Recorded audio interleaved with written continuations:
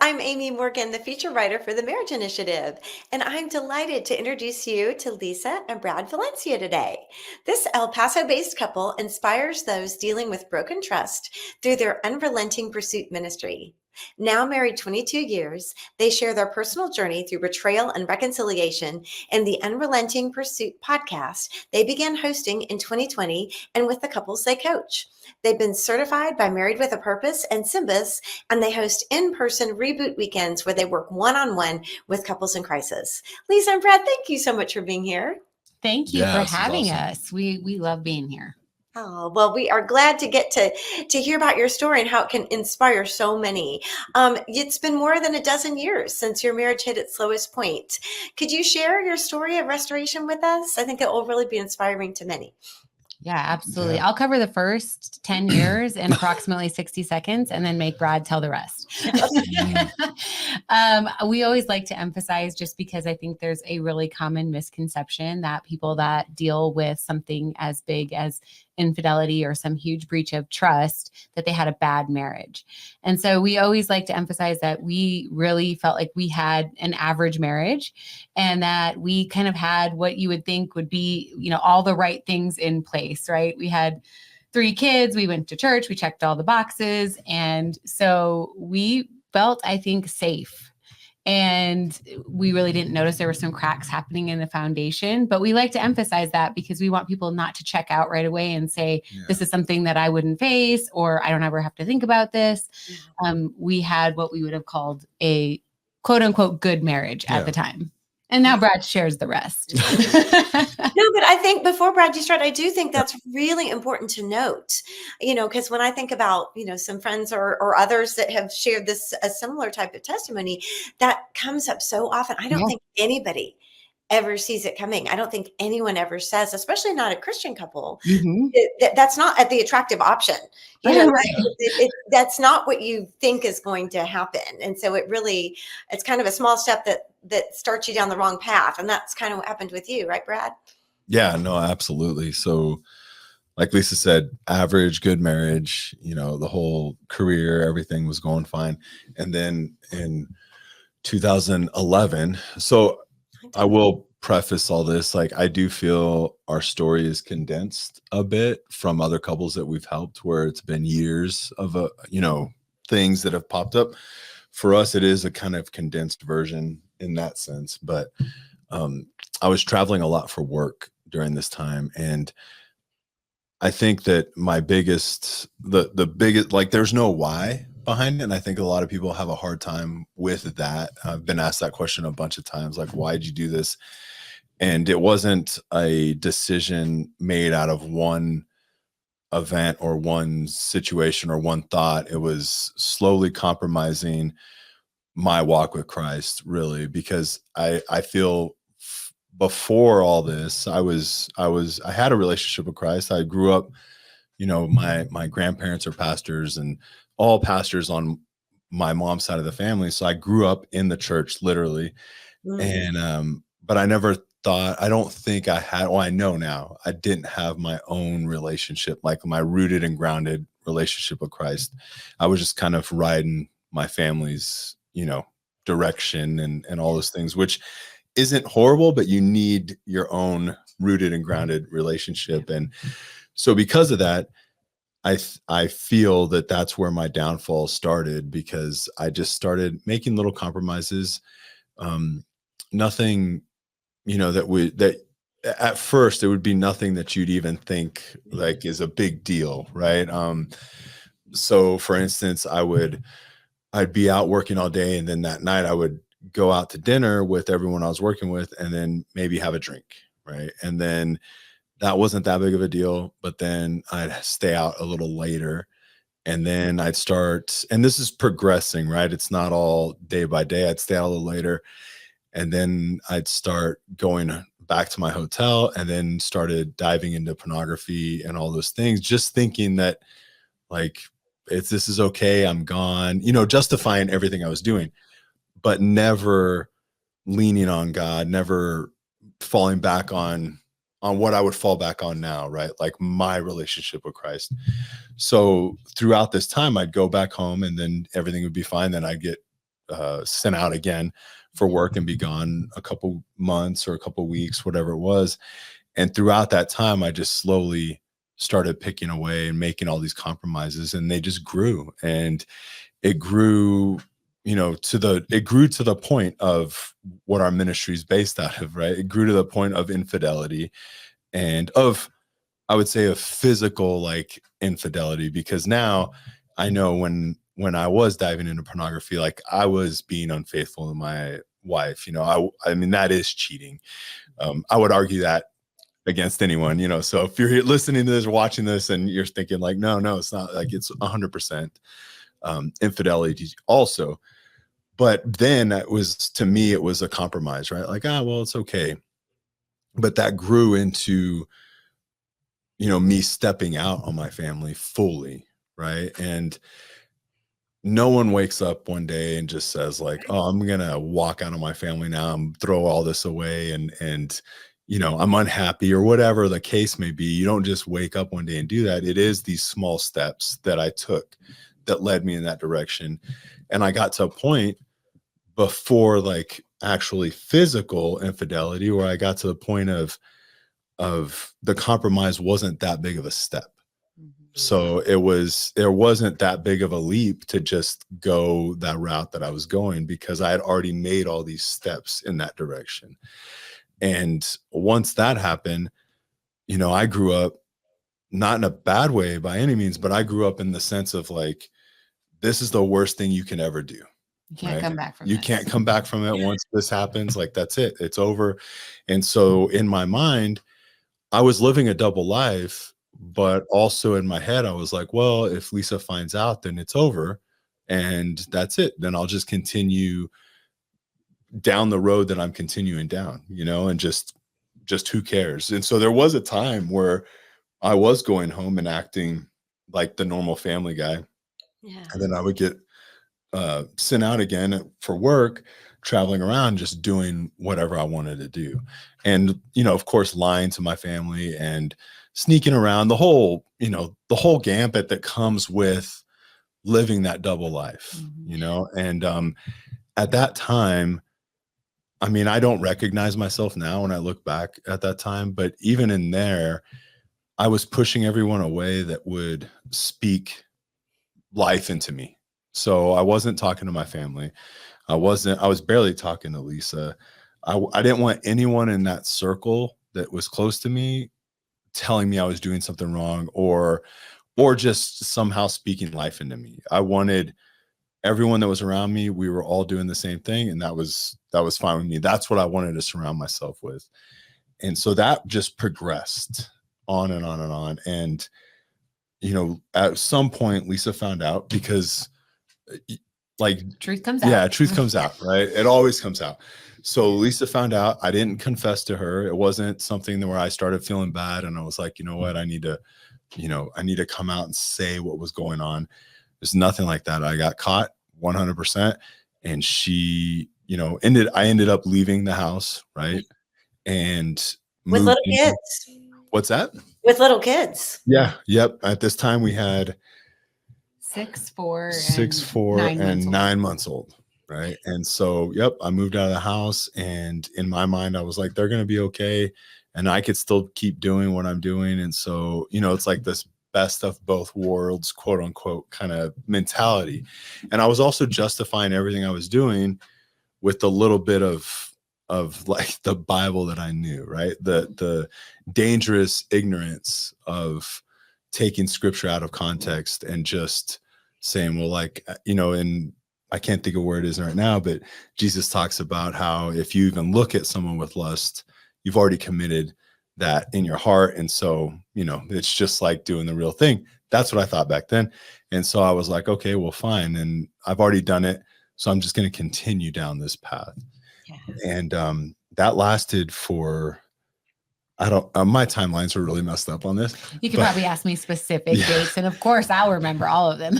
But this went on for months. Yeah. And what I didn't know that was going on was people were praying for me. I figured my parents were praying for me, kind of all that.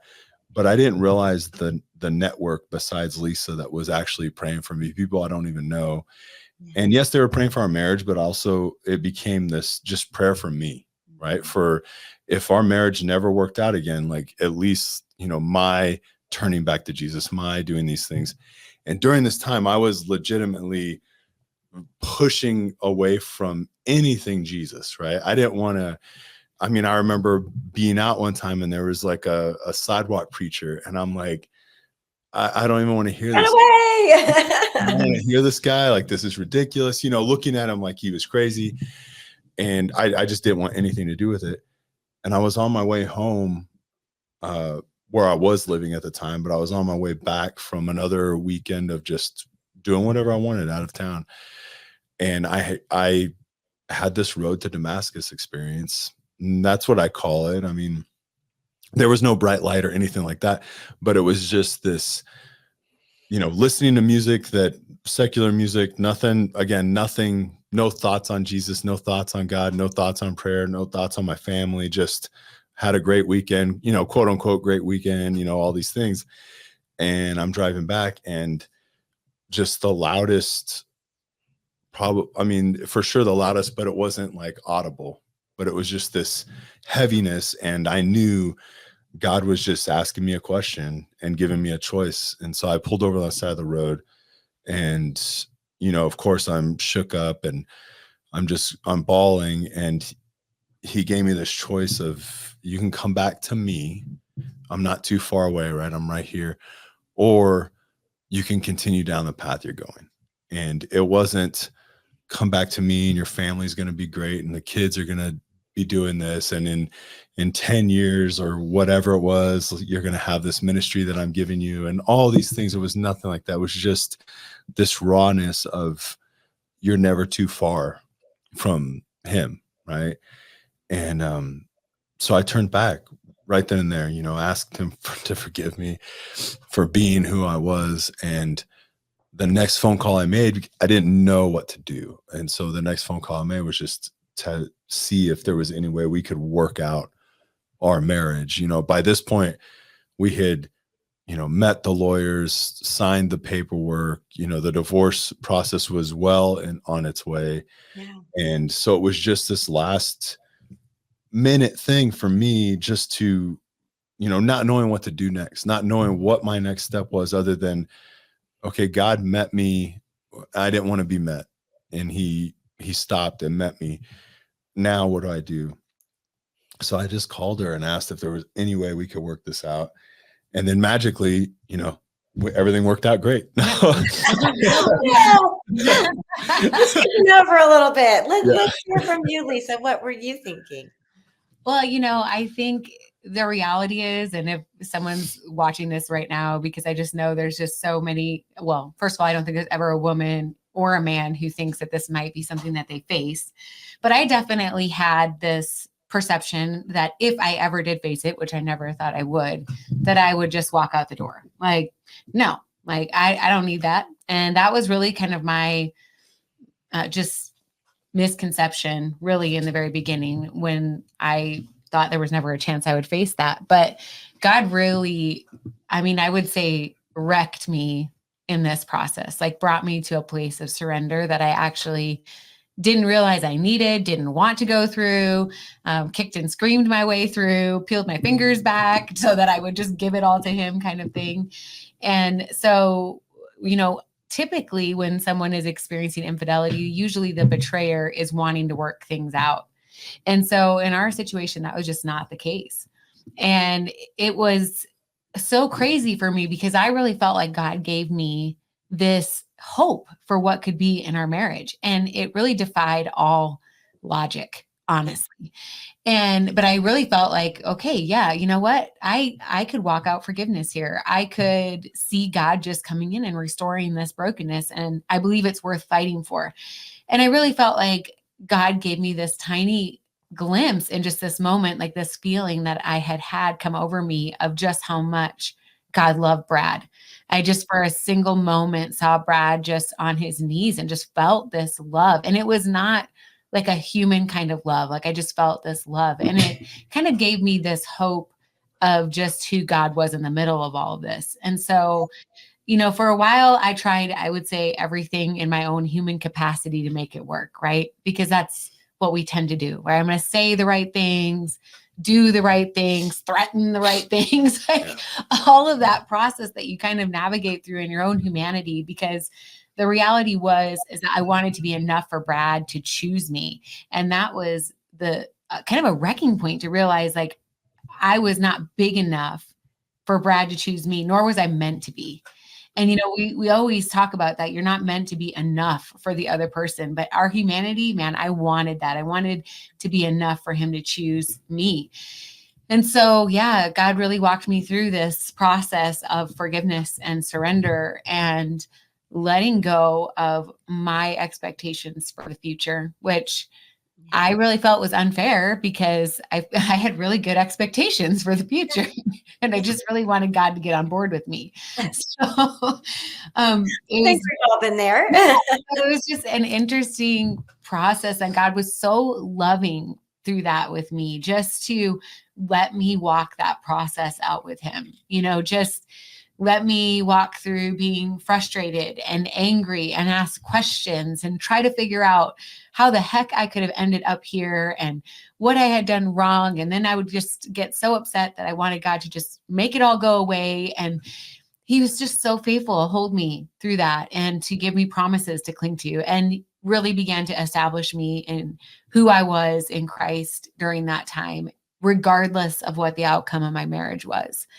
And I mean, when you're having to walk that out, I mean, when someone says that Jesus is enough, man, like that is a seriously gut-wrenching process to walk through, because it's so beautiful, right? But when we have to let go of the things that we want to hold on to so desperately, it is so hard, even though it's so beautiful and what we're called to do, which is to release it into the hands of Jesus.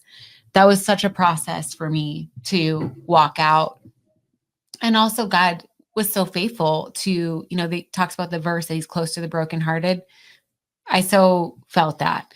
I mean, he showed up in so many ways, in friendships and verses and promises and songs and, just literally people showing up at my door. I mean, it was a continual reminder of who he is and how he is close to those that are really walking through broken times. And so I got to solidify so many aspects of my faith during that time. And of course, now I can look back and see the preparation that was going on as God was equipping me to even walk into a new season, depending on what Brad was going to do on the side of that road. Right. Yeah. But, walking out that divorce process, as we're sitting there in front of a lawyer, dividing finances and time with kids and holidays, is, for anyone who's ever walked through that, is an awful experience. It's much harder to rip apart two lives than it is to bring two lives together.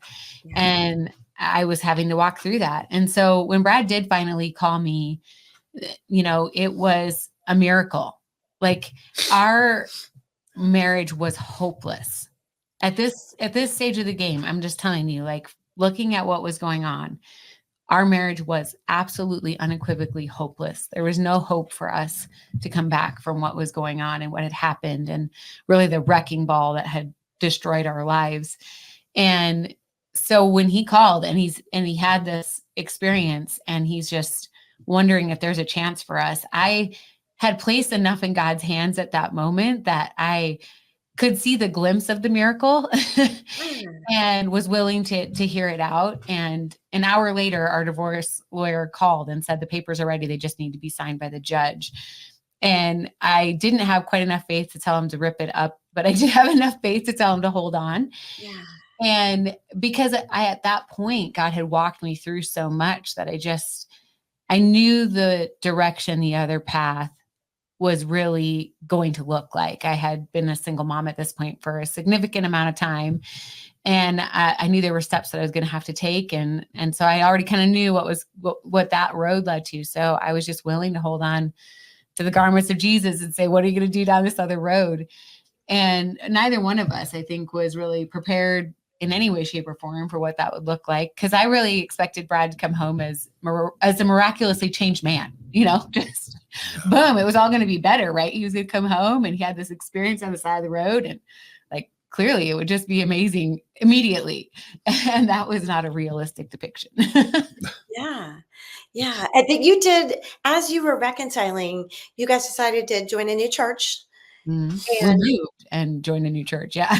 get a fresh start. Let's talk about that because that was a real pivotal transition point to what you're doing now with Unrelenting Pursuit. Yeah. Yeah. Well, I It's- mean, I think we had just decided that we could not be fake. So when we went into this church, it was just like, I remember telling Brad, I was like, they have to know who we really are. Like, we're broken right now and I need them to know. Yeah, well, clearly we didn't like go through the church with a banner and tell people what was The going on. Scarlet A and just put it Exactly. just at the back.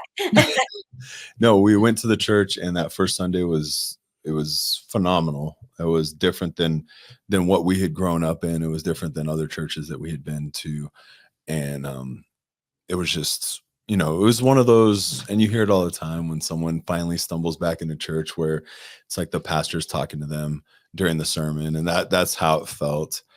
And we set up a meeting with him, I think that Sunday, if I'm not mistaken, or that week. Yeah, we had set it up for that week. Yeah. And so later that week we went to meet with him, and we walked in, and I just never had told our story at all. And I don't know how it sounded. I just straight up just like kind of like vomit, everything on him, right? Just, this is who we are. This is where we're at. This is months after everything. Not even, just like a month. Yeah, maybe a month after everything. And so we moved down here, found this church, met with him, did everything. And I'll never forget, I kind of forget what he said because I don't remember exactly how he put it, but his face was very just interested, but not surprised. He was engaged with us, but there's no shock on his face.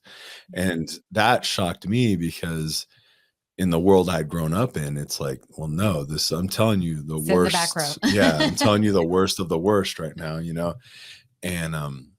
and so he wasn't like that at all. And he could see, what I found out later was that he could see what God could do through us. He was already able to see that, and he spoke that into us. And I don't remember exactly how he did that day, but he spoke that into us, and we decided to go to that church. I mean, we're never really big like church hoppers, right? We kind of just want to find a place and go. And so we started going there and got involved. And it was, Lisa, it's a lot easier to help people from a, not, I don't want to say victim, from the perspective of pain, right? Yeah. And so you can help a lot more people. It's easier to like speak on pain, and you've gone through pain, and it's harder for the betrayed side or betrayer side to like speak on it. And it is a shame aspect of it, right? And even though God forgave me on the side of the road, and working through these problems and detoxing and all these things were still going on, we're called to walk in victory. And at that point I wasn't. I was just walking. It's just like, okay, God's telling me to go, so I'm just going that way. But I'm not. I'm walking more of a beat up, injured kind of person. And so for a while, right? Really struggling with a lot of shame. Absolutely. And at that point, I didn't put a word on it. I didn't know, what it was. It was just this heaviness. And for a long time, our pastor he'd push me to, there'd be doing some, sermon series or whatever. And he's like, hey, I'd really think it'd be cool if you could get up on stage and kind of, do this. And I'm like, no, I'm not. Yeah, I'm not doing that. I can't do that. And it was never anything disrespectful. Of course, I was just like, no, I'm not doing that. But at that time, Lisa's, helping other wives, helping moms, and just kind of, before I was ready, obviously. Yeah, just kind of in it, right? And faithfully just stepping into these places that people needed help. And it wasn't for years. I mean, years passed, and he asked us to do a marriage group, like a life group or community group, right? And so he asked us, like, would you guys be willing to lead a marriage group? And it was like, well, okay, why not? And we met the first night we met. That group was the first night we had ever told our testimony in front of each other. Like, I had never uttered, other than telling the pastor that years before what happened, I had never talked about it in front of Lisa at all, or really talked about it at all, because I just wanted to forget it. I didn't want to relive it. I didn't want to bring it up again. I just wanted to move on, just move forward. Our marriage is getting stronger. Everything was working, we had our step, of course we had like, some setbacks and all those things that would happen, but overall we were moving forward and in the right direction. And so I was just happy, kind of like that happy, I'm happy to be here kind of deal. And so he, didn't force us, but he pushed us into that, challenged us to do that. And we did it, and we shared our story. And that wasn't part of the plan, really. It was just, we wanted to set a tone for that group. And so we can make it, you can make it. Yeah. Right. And it was kind of like along those lines. Which is what you do now. Yeah. Yeah. So we just laid it out. As you coach couples. Yeah. And we just laid it out. And it was a rough night. Not in the sense of like emotional. It was an emotional night. Right. Of course. And that kind of kicked it off from there. I mean, we had even in that instance, like, God wasn't telling me, hey, we're going to start a ministry. Like, this is, my world was literally just, okay, we're helping other marriages, and we're going to go through a book, but they know where we're coming from. It wasn't till during that time, I did start feeling this urgency, calling from God, but it was definitely an urgency. And it was like, we should have a book. We should, have a podcast. Like, we should get on social media. Like, we should start doing these things. And it was, first of all, we are not doing any of those things prior to this. So we had no idea what all that looked like, but it was this urgency of God pushing that. And he was like, I gave you this, like, you chose this route, right? I had a route for you, but you chose to go this route. You turn back to me. Great. Now we're going to use that. Yeah. And I want to push you in this direction.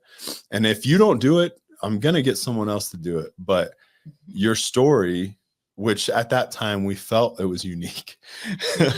It's not really that unique. Share. Yeah. Because a lot of people don't share it. Yeah. But he's like, you need to share this. And so we jumped on it. Reluctantly at first. She definitely kind of ghosted me when I first said it.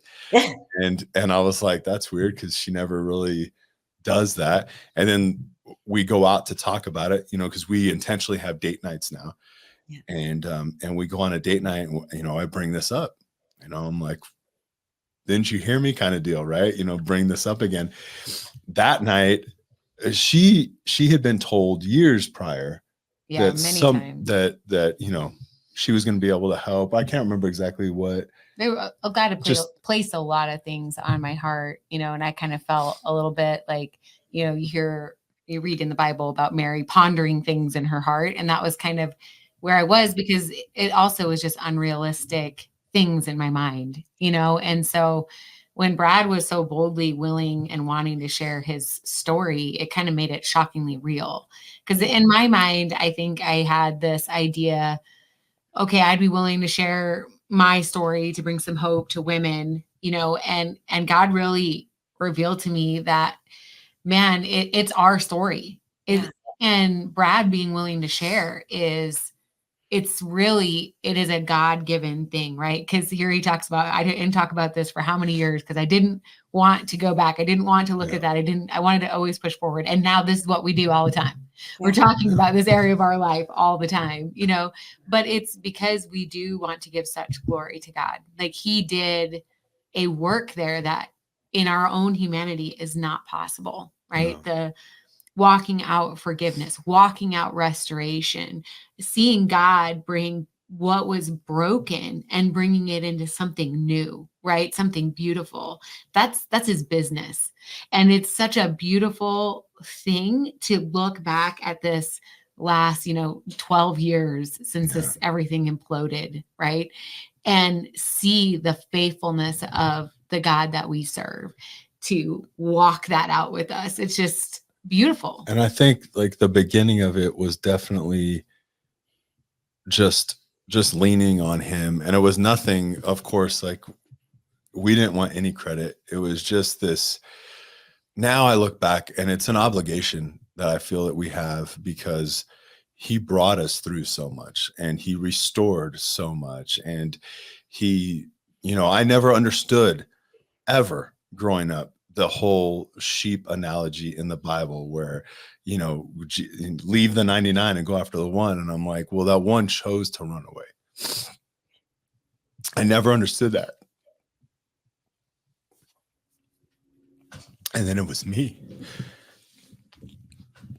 And now you're paying it forward. You're doing what God has called you to do through your podcast, where you tell this story actually in episodes 80 and 81 for our marriage champions, if they want to connect with you more deeply and hear, each says one part of the story and one the other, episodes 80 and 81 on your Unrelenting Pursuit podcast.